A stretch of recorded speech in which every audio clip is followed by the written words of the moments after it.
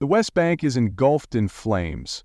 Palestinian homes are set ablaze, families forced to flee, and lives torn apart. Amid this turmoil, one nation is taking a stand to confront the crisis. Today we're focusing on a decisive move by Ireland's Prime Minister Michel Martin, who's pressing the European Union to tackle the violent settlers and far-right Israeli ministers stoking chaos in the occupied West Bank.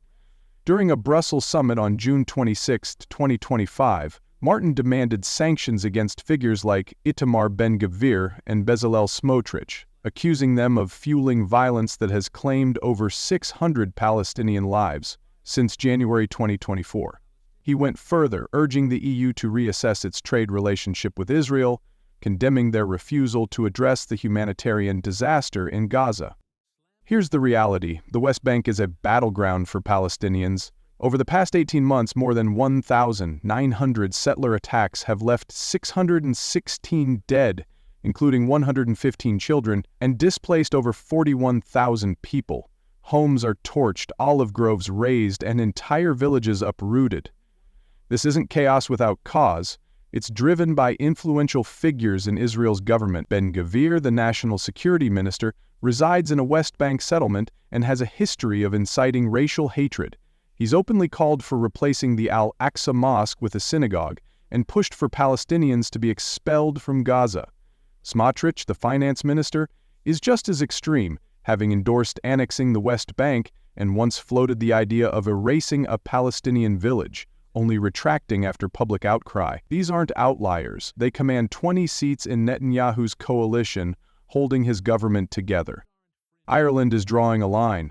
Martin isn't just pushing for sanctions, he's calling out the EU's inaction. He highlighted that the UK, Australia, Canada, New Zealand, and Norway have already imposed travel bans and asset freezes on Ben-Gvir and Smotrich for their roles in escalating violence. These nations criticized the minister's rhetoric as a direct threat to stability, particularly their calls to displace Palestinians. Martin is urging the EU to take similar steps, including reviewing the EU-Israel Association Agreement to hold Israel accountable for human rights abuses. He also condemned Israel's dismissal of reports on Gaza, where nearly 55,000 Palestinians, mostly women and children, have perished since October 2023. Why does this matter? Because Ben-Gvir and Smotrich aren't just provocateurs, they're pillars of Netanyahu's government. Without them, his coalition could collapse. Targeting them with sanctions could destabilize Israel's leadership and force accountability. The International Court of Justice declared West Bank settlements illegal in 2024, and global momentum is building.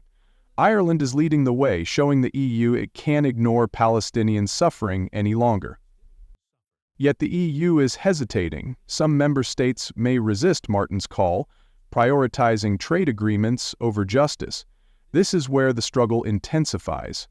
If Europe fails to act, the cycle of destruction continues.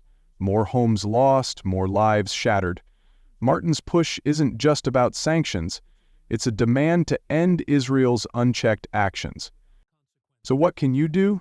Spread this message. Amplify Ireland's stance. Support efforts demanding accountability for the West Bank. The world is watching, and every action counts. Netanyahu's coalition relies on silence. Let's shatter it. Join the push for sanctions, for Palestine, for justice. Share this now, and let's ensure this call echoes worldwide.